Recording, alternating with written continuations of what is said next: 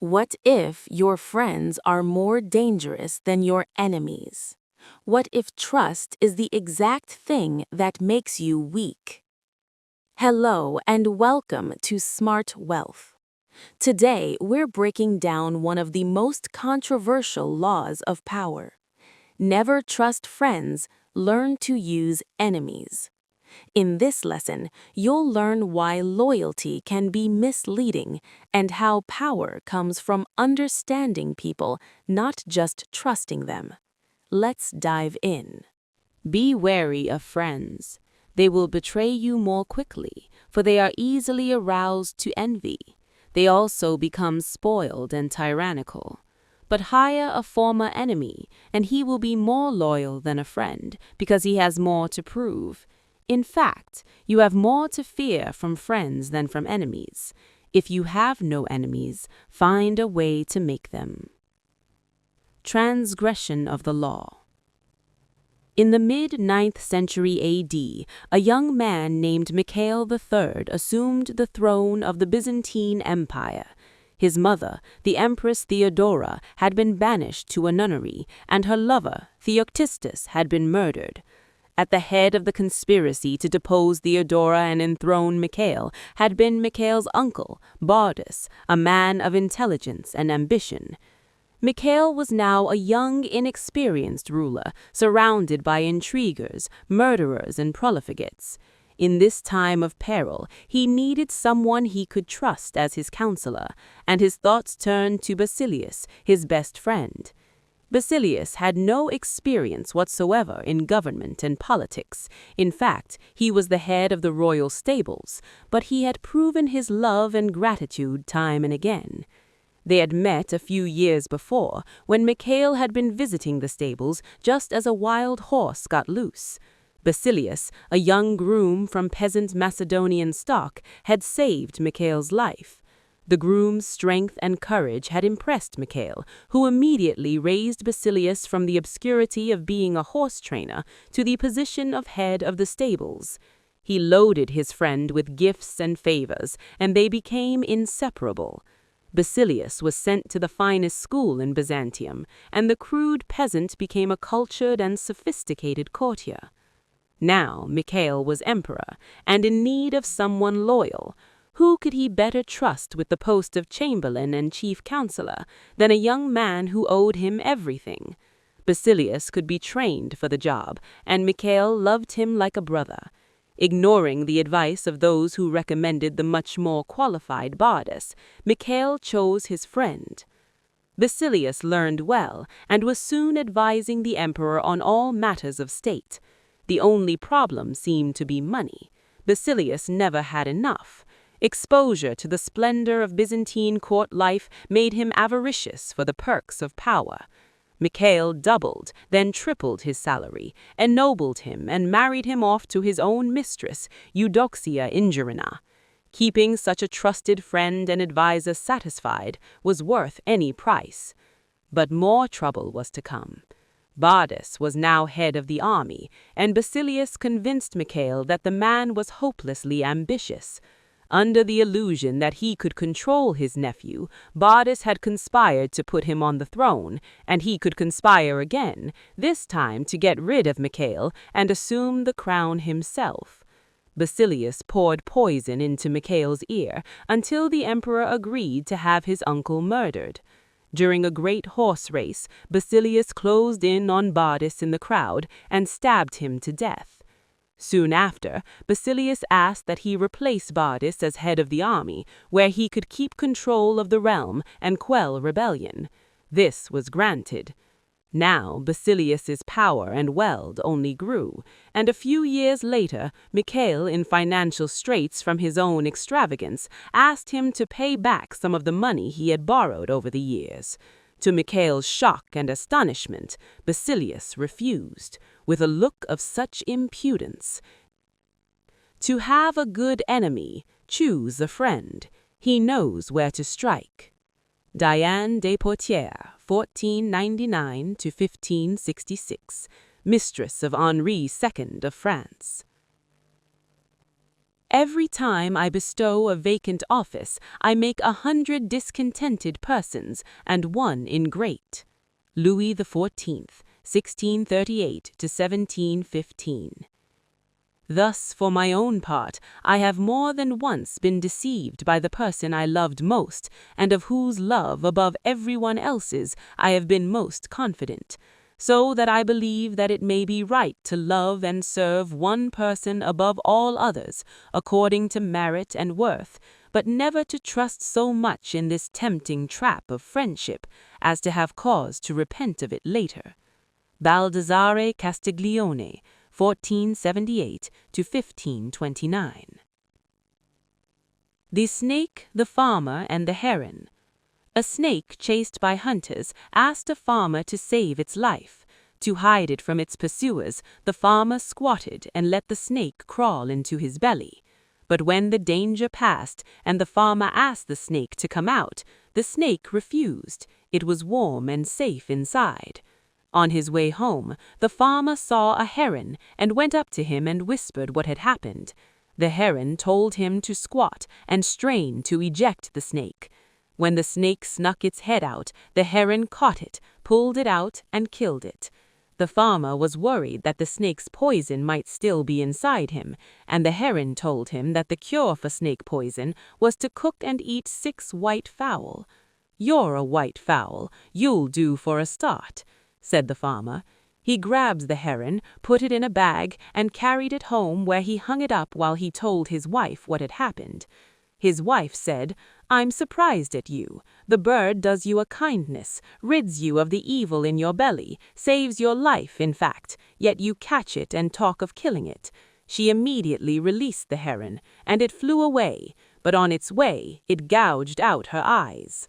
Moral: when you see water flowing uphill, it means that someone has repaid a kindness. To have a good enemy, choose a friend. He knows where to strike. Diane de Poitiers, 1499 to 1566, mistress of Henri II of France. Every time I bestow a vacant office, I make 100 discontented persons and one ingrate. Louis XIV, 1638 to 1715. Thus, for my own part, I have more than once been deceived by the person I loved most, and of whose love above everyone else's I have been most confident, so that I believe that it may be right to love and serve one person above all others, according to merit and worth, but never to trust so much in this tempting trap of friendship as to have cause to repent of it later. Baldassare Castiglione, 1478 to 1529. The Snake, the Farmer, and the Heron. A snake chased by hunters asked a farmer to save its life. To hide it from its pursuers, the farmer squatted and let the snake crawl into his belly. But when the danger passed and the farmer asked the snake to come out, the snake refused. It was warm and safe inside. On his way home, the farmer saw a heron and went up to him and whispered what had happened. The heron told him to squat and strain to eject the snake. When the snake snuck its head out, the heron caught it, pulled it out, and killed it. The farmer was worried that the snake's poison might still be inside him, and the heron told him that the cure for snake poison was to cook and eat 6 white fowl. "You're a white fowl, you'll do for a start," said the farmer. He grabbed the heron, put it in a bag, and carried it home, where he hung it up while he told his wife what had happened. His wife said, "I'm surprised at you. The bird does you a kindness, rids you of the evil in your belly, saves your life, in fact, yet you catch it and talk of killing it." She immediately released the heron, and it flew away, but on its way it gouged out her eyes. Moral: when you see water flowing uphill, it means that someone has repaid a kindness. To have a good enemy, choose a friend. He knows where to strike. Diane de Poitiers, 1499 to 1566, mistress of Henri II of France. Every time I bestow a vacant office, I make 100 discontented persons, and one ingrate. Louis XIV, 1638 to 1715. Thus, for my own part, I have more than once been deceived by the person I loved most, and of whose love above everyone else's I have been most confident, so that I believe that it may be right to love and serve one person above all others, according to merit and worth, but never to trust so much in this tempting trap of friendship as to have cause to repent of it later. Baldassare Castiglione, 1478 to 1529. The Snake, the Farmer, and the Heron. A snake chased by hunters asked a farmer to save its life. To hide it from its pursuers, the farmer squatted and let the snake crawl into his belly. But when the danger passed and the farmer asked the snake to come out, the snake refused. It was warm and safe inside. On his way home, the farmer saw a heron and went up to him and whispered what had happened. The heron told him to squat and strain to eject the snake. When the snake snuck its head out, the heron caught it, pulled it out, and killed it. The farmer was worried that the snake's poison might still be inside him, and the heron told him that the cure for snake poison was to cook and eat 6 white fowl. "You're a white fowl, you'll do for a start," said. In AD 959, General Chao Kuang-yin became Emperor Sung. He knew the odds, the probability that within a year or 2 he would be murdered. How could he break the pattern? Soon after becoming emperor, Sung ordered a banquet to celebrate the new dynasty and invited the most powerful commanders in the army. After they had drunk much wine, he dismissed the guards and everybody else except the generals, who now feared he would murder them in one fell swoop. Instead, he addressed them. "The whole day is spent in fear, and I am unhappy both at the table and in my bed. For which one of you does not dream of ascending the throne? I do not doubt your allegiance, but if by some chance your subordinates, seeking wealth and position, were to force the emperor's yellow robe upon you in turn, how could you refuse it?" Drunk and fearing for their lives, the generals proclaimed their innocence and their loyalty. But Sung had other ideas. The best way to pass one's days is in peaceful enjoyment of riches and honor. If you are willing to give up your commands, I am ready to provide you with fine estates and beautiful dwellings where you may take your pleasure with singers and girls as your companions. The astonished generals realized that instead of a life of anxiety and struggle, Sung was offering them riches and security. The next day, all of the generals tendered their resignations, and they retired as nobles to the estates that Sung bestowed on them. In one stroke, Sung turned a pack of friendly wolves, who would likely have betrayed him, into a group of docile lambs, far from all power. Over the next few years, Sung continued his campaign to secure his rule. In AD 971, King Liu of the southern Han finally surrendered to him after years of rebellion. To Liu's astonishment, Sung gave him a rank in the imperial court and invited him to the palace to seal the newfound friendship with wine. As King Liu took the glass that Sung offered him, he hesitated, fearing it contained poison. "Your subjects' crimes certainly merit death," he cried out, "but I beg your majesty to spare your subject's life. Indeed, I dare not drink this wine." Emperor Sung laughed, took the glass from Liu, and swallowed it himself. There was no poison. From then on, Liu became his most trusted and loyal friend. At the time, China had splintered into many smaller kingdoms. When Qian Shu, the king of one of these, was defeated, Sung's ministers advised the emperor to lock the rebel up. They presented documents proving that he was still conspiring to kill Sung. When Qian Shu came to visit the emperor, however, instead of locking him up, Sung honored him. He also gave him a package, which he told the former king to open when he was halfway home. Qian Shu opened the bundle on his return journey and saw that it contained all the papers documenting his conspiracy. He realized that Sung knew of his murderous plans, yet had spared him nonetheless. This generosity won him over, and he too became one of Sung's most loyal vassals. Interpretation. A Chinese proverb compares friends to the jaws and teeth of a dangerous animal. If you are not careful, you will find them chewing you up. Emperor Sung knew the jaws he was passing between when he assumed the throne. His friends in the army would chew him up like meat, and if he somehow survived, his friends in the government would have him for supper. There are many who think, therefore, that a wise prince ought to, when he has the chance, to foment astutely some enmity, so that by suppressing it he will augment his greatness. Princes, and especially new ones, have found more faith and more usefulness in those men whom they at the beginning of their power regarded with suspicion than in those they at first confided in. Pandolfo Petrucci, Prince of Siena, governed his state more by those he suspected than by others. Niccolo Machiavelli, 1469–1527. A Brahmin, a great expert in Veda, who has become a great archer as well, offers his services to his good friend, who is now the king. The king cries out when he sees the king, "Recognize me, your friend." The king answers him with contempt, and then explains, "Yes, we were friends before, but our friendship was based on what power we had. I was friends with you, good Brahmin, because it served my purpose.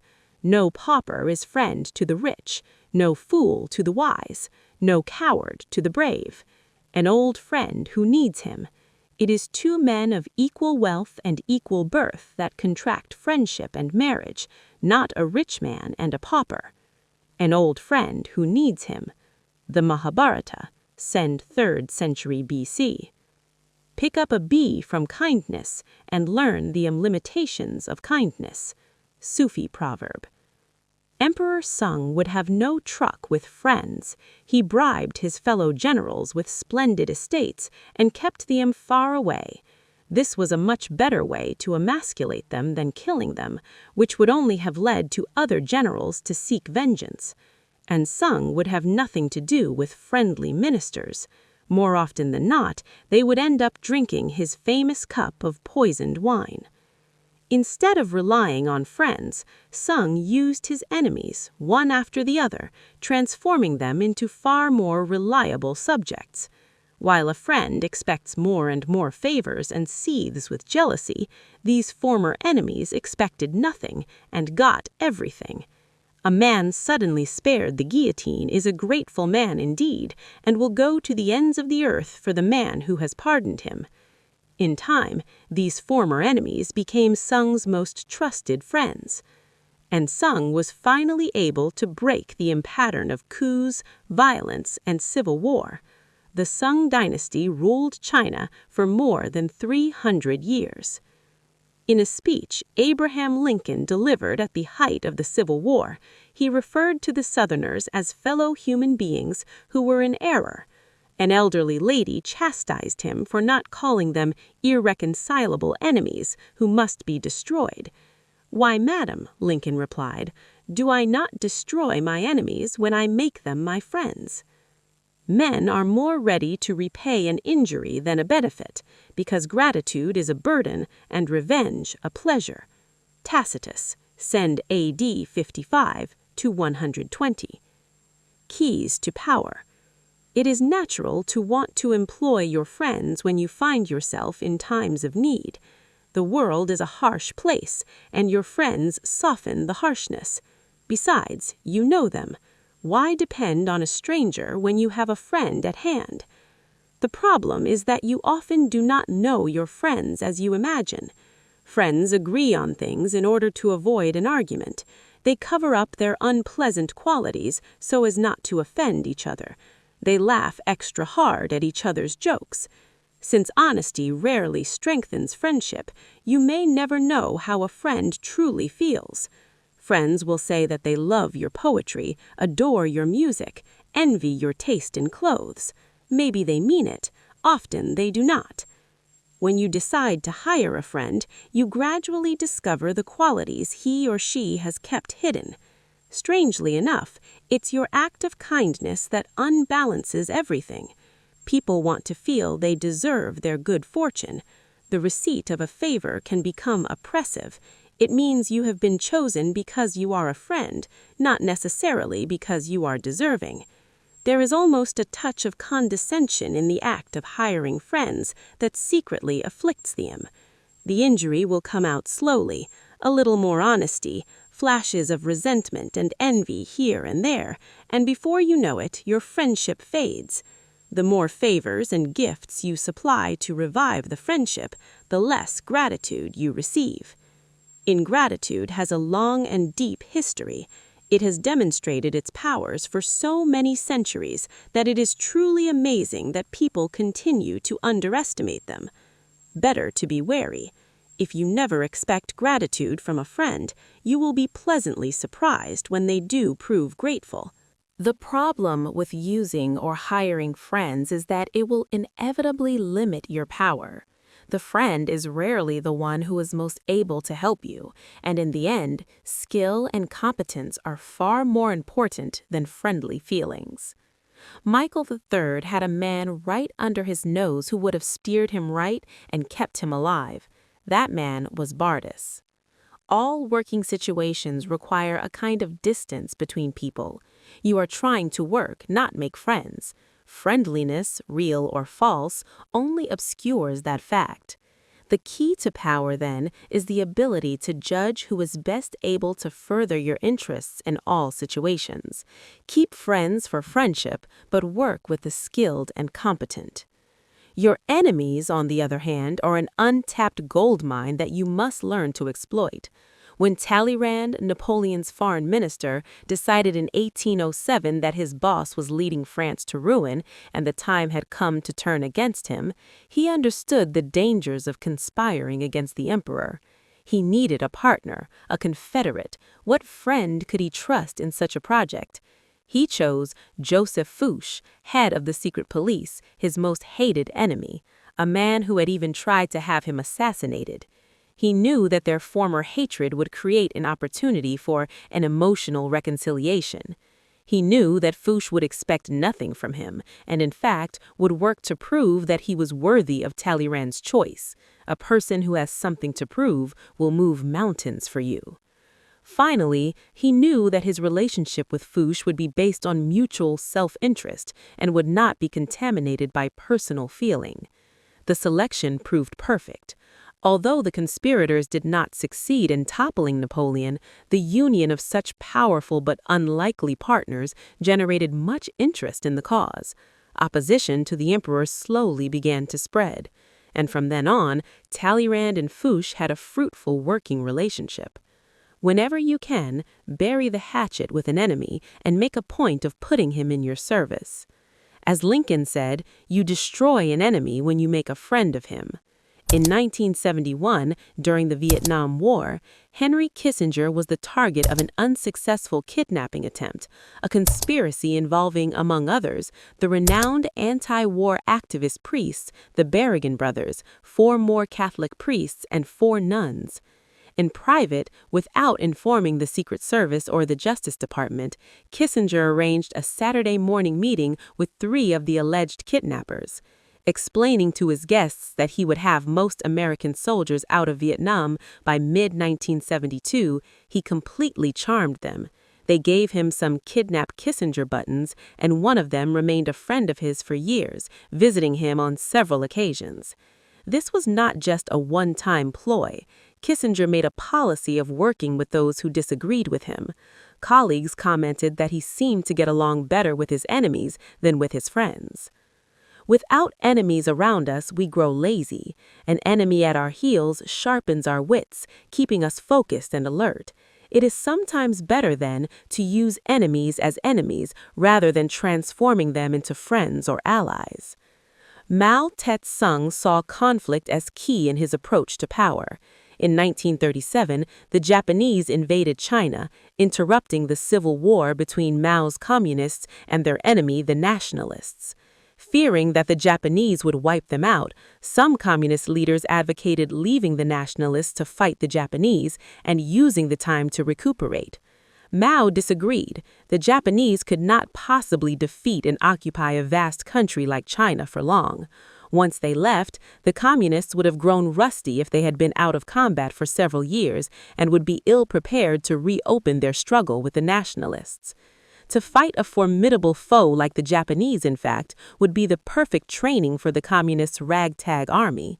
Mao's plan was adopted, and it worked. By the time the Japanese finally retreated, the communists had gained the fighting experience that helped them defeat the nationalists. Years later, a Japanese visitor tried to apologize to Mao for his country's invasion of China. Mao interrupted. "Should I not thank you instead?" Without a worthy opponent, a man or group cannot grow stronger. Mao's strategy of constant conflict has several key components. First, be certain that in the long run, you will emerge victorious. Never pick a fight with someone you are not sure you can defeat, as Mao knew the Japanese would be defeated in time. Second, if you have no apparent enemies, you must sometimes set up a convenient target, even turning a friend into an enemy. Mao used this tactic time and again in politics. Third, use such enemies to define your cause more clearly to the public, even framing it as a struggle of good against evil. Mao actually encouraged China's disagreements with the Soviet Union and the United States. Without clear-cut enemies, he believed, his people would lose any sense of what Chinese communism meant. A sharply defined enemy is a far stronger argument for your side than all the words you could possibly put together. Never let the presence of enemies upset or distress you. You are far better off with a declared opponent or two than not knowing where your real enemies lie. The man of power welcomes conflict, using enemies to enhance his reputation as a sure-footed fighter who can be relied upon in times of uncertainty. Although it is generally best not to mix work with friendship, there are times when a friend can be used to greater effect than an enemy. A man of power, for example, often has dirty work that has to be done, but for the sake of appearances, it is generally preferable to have other people do it for him. Friends often do this the best, since their affection for him makes them willing to take chances. Also, if your plans go awry for some reason, you can use a friend as a convenient scapegoat. This fall of the favorite was a trick often used by kings and sovereigns. They would let their closest friend at court take the fall for a mistake, since the public would not believe that they would deliberately sacrifice a friend for such a purpose. Of course, after you play that card, you have lost your friend forever. It is best then to reserve the scapegoat role for someone who is close to you, but not too close. Finally, the problem about working with friends is that it confuses the boundaries and distances that working requires. But if both partners in the arrangement understand the dangers involved, a friend can often be employed to great effect. You must never let your guard down in such a venture, however. Always be on the lookout for any signs of emotional disturbance, such as envy and ingratitude. Nothing is stable in the realm of power, and even the closest of friends can be transformed into the worst of enemies. The truth is uncomfortable. Friends can be unpredictable. They may feel jealousy, ego, or entitlement. But an enemy, they have something to prove. When you turn an enemy into an ally, they often work harder, stay more loyal, and value the relationship more. Power is not about trust, it is about understanding motivation. Imagine two people in business. One hires his best friend. At first, everything feels comfortable, but over time, boundaries fade, respect drops, problems grow. Now another person hires a rival. The rival wants to prove his value. He works harder, stays sharp, delivers results. The difference is not skill, it is motivation. Remember, trust is not always safe. Sometimes the people you trust the most can hurt you the most, and sometimes your enemies can become your greatest advantage.